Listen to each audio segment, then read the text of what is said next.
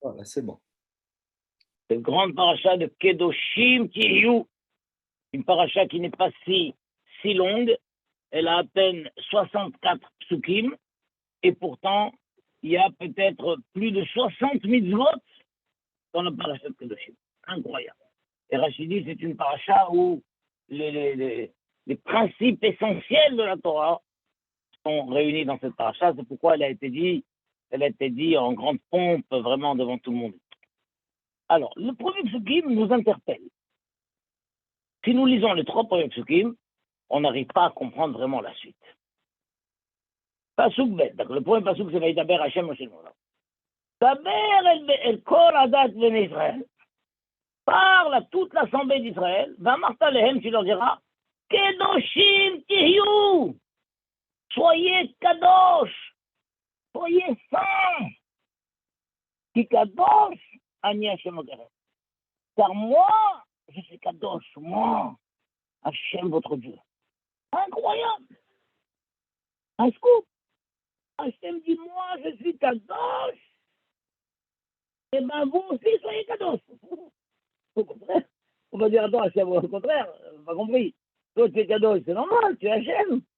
Mais nous, on est des êtres humains, de chair et de sang. Quoi, tu nous demandes d'être kadosh comme toi, parce que toi, tu es kadosh? Oh, cette exigence incroyable. Kedoshim Tihiyu. Soyez kadosh. Ki ani, ki kadosh. Car c'est ani Hashem. Incroyable. Donc quelqu'un m'a dit, mais c'est pas possible. Pas possible, c'est perdu d'avance. Alors le Rav Rothenberg nous expliquait comme ça que, oui, soyez kadosh. Parce que moi, je suis kadosh. Et j'ai mis en vous cette gdusha qui est la mienne. Donc je ne vous demande pas de créer la kedusha. Vous voyez pas? Je vous demande simplement de révéler la kedusha qui est en vous. C'est moi qui suis kadosh. Et moi, j'ai mis en vous cette kedusha. Tu te rends compte? Donc si quelqu'un dit, mais comment on peut demander de moi d'être kadosh? Hachem lui-même avoue, entre guillemets, que c'est lui qui est kadosh. Alors comment il demande à moi? Justement, il a mis en nous cette douche. Donc vraiment, dès le départ, une exigence d'un très haut niveau. Passouk suivant, on comprend rien du tout. Le passouk dit Ish, Imo ve'aviv tiraou. Que chacun parmi vous, sa mère et son père, qui le craignent. Craignez vos parents. Faites Shabbatai, et mes Shabbat, vous les garderez. Ali Hashem le Korem. On ne comprend pas. Hashem, mais si nous demandons de quelque chose qui provient d'être kadosh, ça y est.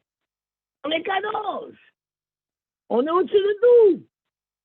Pourquoi tu rabaisses le débat en disant faites attention de craindre vos parents, faites attention d'être chômeur Shabbat? Évidemment. À qui tu parles? Tu parles à des gens kadoshim. Tu nous as dit d'être kadosh. On a dit, mais on ne peut pas être kadosh. Et si, soyez kadosh, parce que moi je suis kadosh. Et j'ai mis en vous cette doucha. Alors ça y est, on est au top niveau. Au top niveau. Maintenant tu nous dis, craignez vos parents, gardez Shabbat. Mais on n'en est plus là. On a complètement dépassé ce niveau. Troisième pasouk. Alors là, on tombe de nu. Ne vous tournez pas vers les idoles. Et des dieux de métal, ne vous faites fabriquer pas. Ani Hashem Elokechem, je suis Hashem votre Dieu. Oh là, on ne comprend plus rien. Quoi, Hashem, à nous, tu nous demandes de ne pas fabriquer des idoles? Mais tu nous as dit d'être kadosh. On est dans une autre dimension complètement.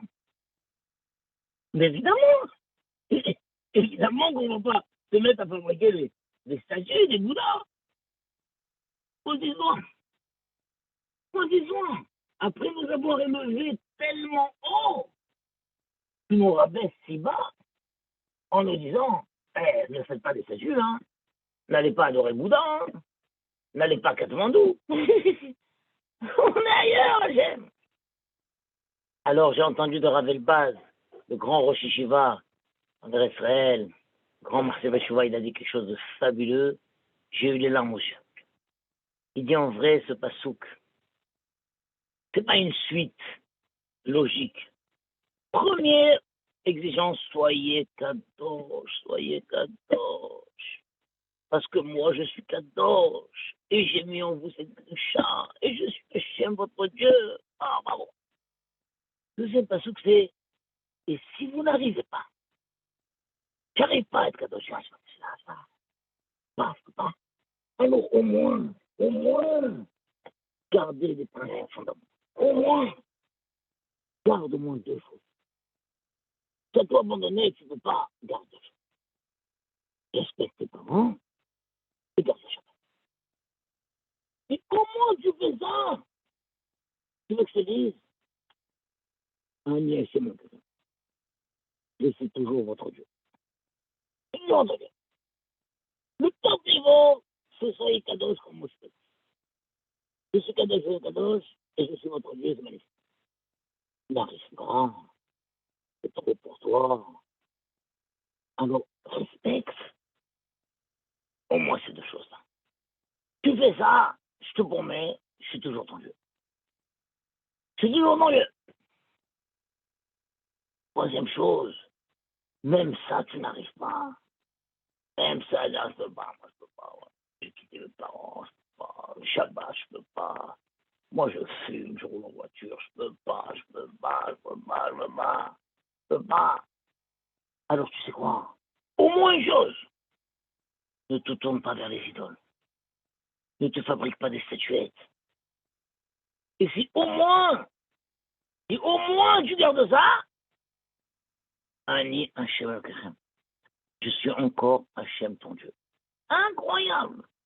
3 fois la phrase Ani Hachem Elohim. Je suis Hachem ton Dieu. Je suis Hachem ton Dieu. Je suis Hachem ton Dieu. Votre Dieu. Je suis Hachem votre Dieu. Je suis Hachem votre Dieu. Je suis Hachem votre Dieu. À qui il s'adresse?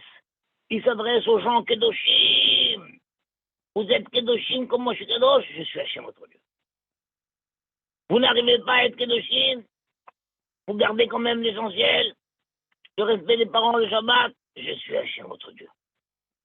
Même ça, vous n'arrivez pas. Vous avez tout abandonné. Mais au moins, vous n'allez pas dans les idoles. Au moins, tu ne vas pas à Katmandou te prosterner devant le Bouddha. Au moins, tu ne te convertis pas au christianisme. Au moins, tu restes juif. Tu dis, moi, je suis juif. Mais en quoi tu es juif?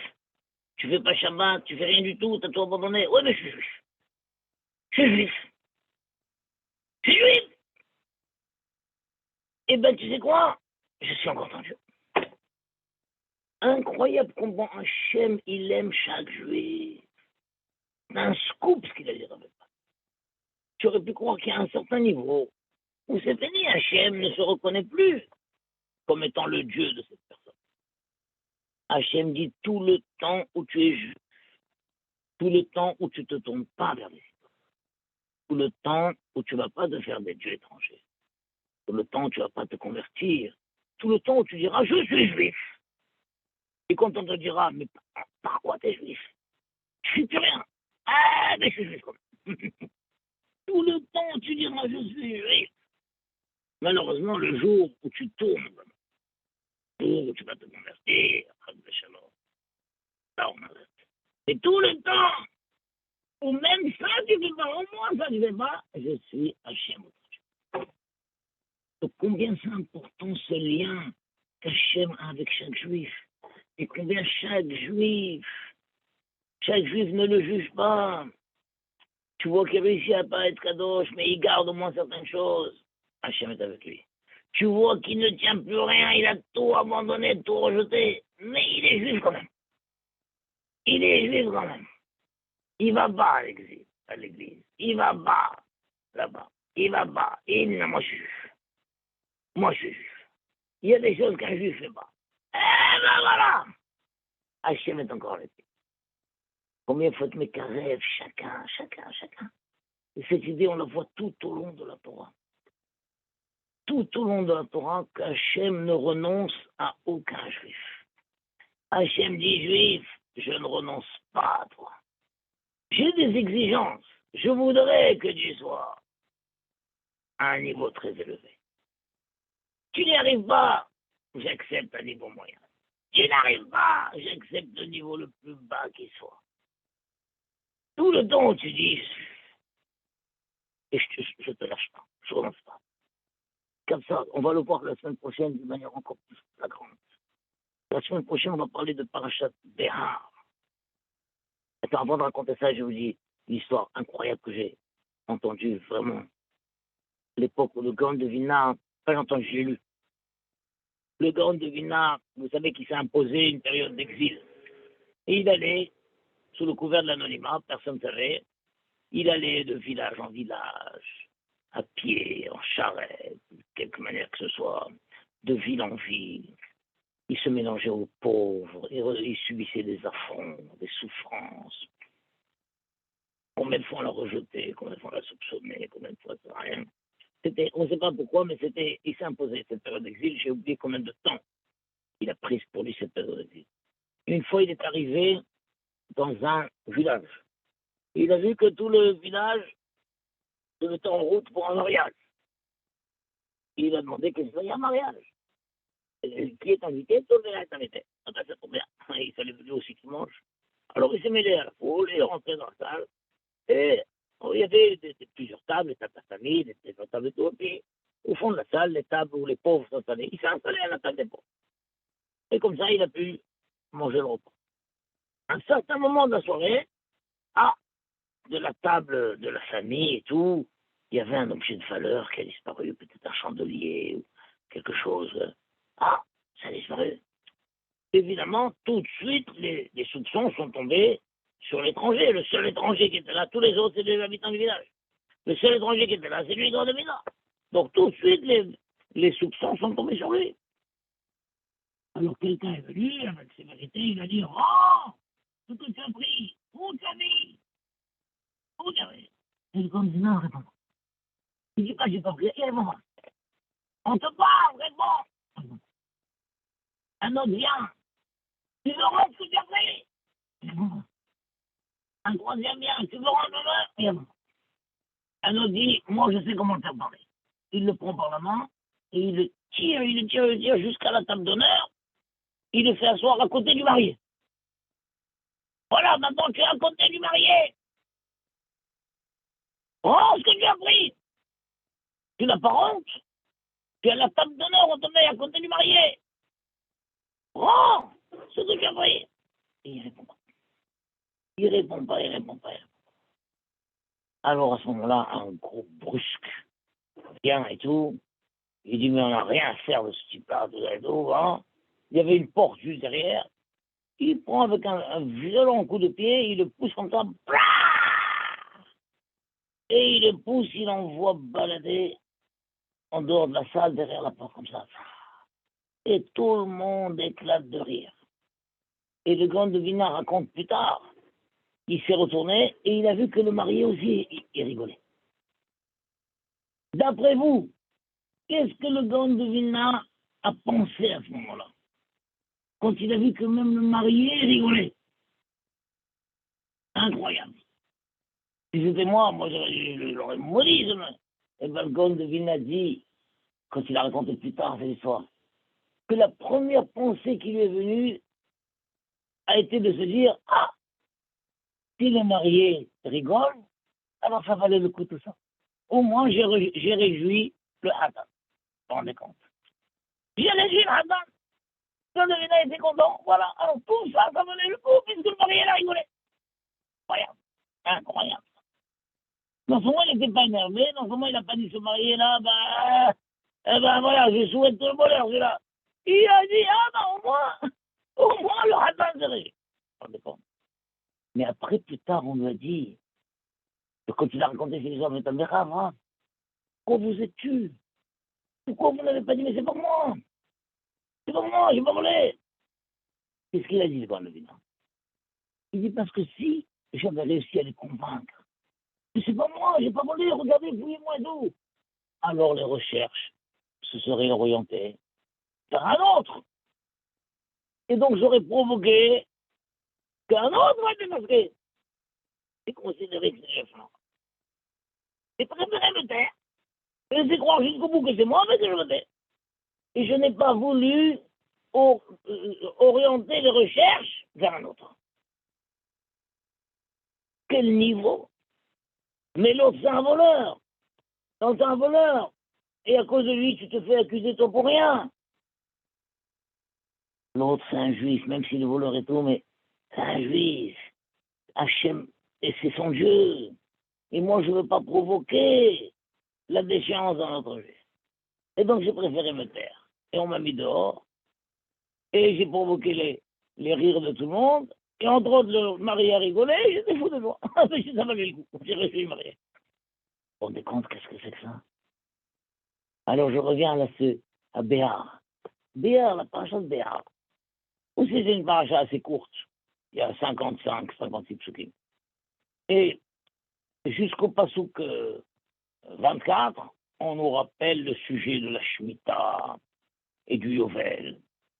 Et il y a toute une série de halachot, qui a priori n'ont pas de rapport les uns après les autres. On nous raconte que si un juif se met à vendre des objets, attention, ne lui achète pas les objets moins chers que leur valeur. Si tu sais que l'objet vaut 20 euros, ne lui dis pas non, non, je te prends à 5 euros. Non, paye-lui 20 euros. Et 20 euros. Si un juif se met à vendre une partie de son champ, une partie de ses champs, alors permets-lui de récupérer ce champ le jour où il aura un peu d'argent et qu'il veut récupérer son champ, pas la semaine prochaine, dans 2-3 semaines. Hein. Il veut récupérer son champ, permets-lui de racheter son champ. Ne le dépouille pas de son champ pour tout le temps. Et puis, que la famille l'aide, à récupérer ce champ qu'il a vendu. Incroyable. Après, on te dit, si un juif, un homme, vend sa maison, alors pareil, permets-lui de la racheter. Il y a toute la croix, tu fais une maison dans des villes entourées, pas entourées, etc., etc. Après, on te dit, et si un juif n'a plus d'argent et qu'il en vient à emprunter de l'argent, prête-lui de l'argent, mais ne prends pas de ribit, ne prends pas des intérêts. Après, on dit, et si un juif se baisse tellement bas qu'il se vend comme esclave, alors ne te comporte pas avec lui comme un esclave. Comporte-toi avec lui comme un employé. Ne lui fais pas faire des travaux inutiles, simplement parce que c'est ton esclave et il peut te servir 24 heures 24. Alors ne lui dis pas, allez, fais ceci, on fait ceci, déplace ça de là. Tiens, non, c'était bien, remets-le dans l'endroit précédent et tout. Non, ne le fais pas travailler durement, de manière inutile, de manière vexante. Et entretiens toute sa famille, qu'il soit bien, etc. Après on dit, et si un juif se vend à des goïms, alors vite il faut se mobiliser pour le racheter. Et après on dit, et si un juif se vend à une idolâtrie, à une idole, pas pour servir l'idole, mais pour être le puiseur d'eau, pour couper le bois pour l'idole. Oh là là, toute la famille doit se mobiliser pour le sortir de cette histoire. Rachid nous dit à la fin, chaque fois qu'on dit c'est un juif, hein, en vrai c'est le même homme. C'est l'histoire d'un homme. Qui est cet homme? Un homme qui n'a pas respecté les lois de la chute. Il aime trop l'argent. Il s'est dit quoi? Pendant 1 an, je ne travaille pas mon champ. Les gens rentrent dans mon champ et se servent librement de ce qui a poussé. Je ne peux pas semer, je ne peux pas récolter, je ne peux pas vendre, ça ne va pas, non, ça ne va pas. Et donc lui, il a semé, il a récolté, il a vendu, et il croit qu'il a gagné beaucoup d'argent, et bien cet argent, il le perdra. Il le perdra. Et il en viendra un moment à commencer à vendre les objets de sa maison. Et il veut toujours pas faire Tchouva. Alors il va commencer à vendre ses champs. Un champ, deux champs, trois champs. Il veut toujours pas faire Tchouva. Et une fois qu'il a vendu ses champs, qu'est-ce qu'il lui reste à vendre? Sa maison. Il vend sa maison. Il veut pas faire Tchouva. Et tout l'argent qu'il reçoit chaque fois s'en va en fumée. Il n'a plus rien à vendre. Il n'a plus d'objets à vendre. Il n'a plus de champs à vendre. Il n'a plus de maisons à vendre. Il se met à emprunter de l'argent. Il emprunte de l'argent. Mais il n'a pas de quoi rembourser. Alors, il finit. Qu'est-ce qu'il lui reste encore? Il lui reste son corps. Il se vend lui-même. Il va se vendre comme esclave. Et à un moment, il retrouve sa liberté. Mais plus personne ne veut l'acheter. Alors il va chez les goïms. Il dit achetez-moi, je suis robuste. Je peux travailler. Il va même chez le curé. Il dit écoutez, moi je suis robuste. Je peux travailler pour l'église. Je vais couper le bois, je vais puiser de l'eau, etc. La Torah te décrit la déchéance d'un juif qui ne veut pas faire tchouva. Et il s'écarte et s'écarte. Mais qu'est-ce qu'on voit parallèlement? À chaque étape de sa déchéance, soutiens-le. Soutiens-le, ne profite pas de lui. Il se met à vendre ses objets, il est dans l'urgence. L'objet vaut 20 euros, paye-lui 20 euros. Ne lui dis pas, je te paye 5 euros, 10 euros. Après, tu vois qu'il a vendu son champ. Aidez-le, faites un appel d'argent dans la famille, tout, qu'il puisse racheter son champ.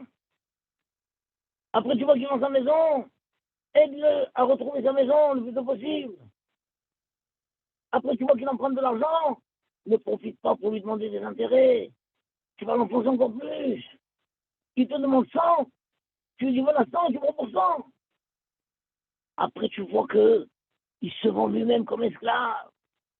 Ne profite pas de dire voilà tête brûlée, c'est elle va faire tu vois. Eh ben ne l'exploite pas. Ne le fais pas travailler durement.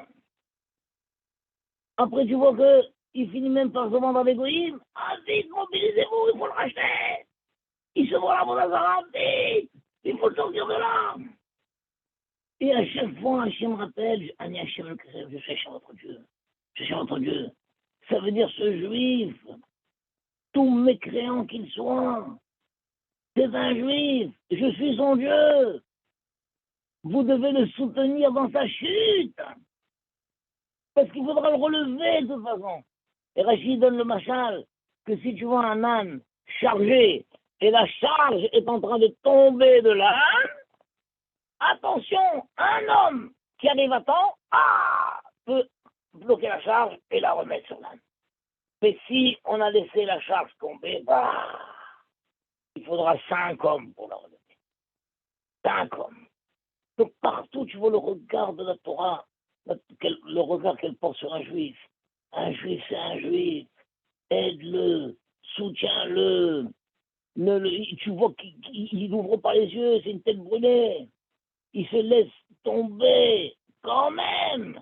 Ne le juge pas. C'est pas ton travail de le juger. Ton travail, c'est de le soutenir, de l'aider, qu'il ne tombe pas plus bas. C'est ta seule préoccupation, c'est qu'il ne tombe pas plus bas. Que je puisse freiner la chute. Et l'aider à remonter s'il faut. Et à chaque fois, Hachem dit, Ani Hachem. Je suis Hachem, votre Dieu. Voilà, donc cette période de Homer, cette période de Homer qui était une période tellement merveilleuse et qui s'est transformée en période de deuil à cause de la mort des 24 000 élèves de Rabbi Akiva, qui malheureusement, tout grands qu'ils étaient, mais il y avait un manque de respect entre eux, un manque de kavod et tout, c'est une chose incroyable. Combien on doit tous réouvrir les yeux, un juif, c'est un juif. Hachem dit tout le temps, où tu n'as pas abandonné, je suis encore ton Dieu. Je suis encore ton Dieu. J'ai des exigences, mais si tu n'es pas à l'auteur de mes exigences, ça ne change rien. Je suis ton Dieu et tu es mon fils. Et voilà, c'est ça qu'Hachem nous demande à chacun.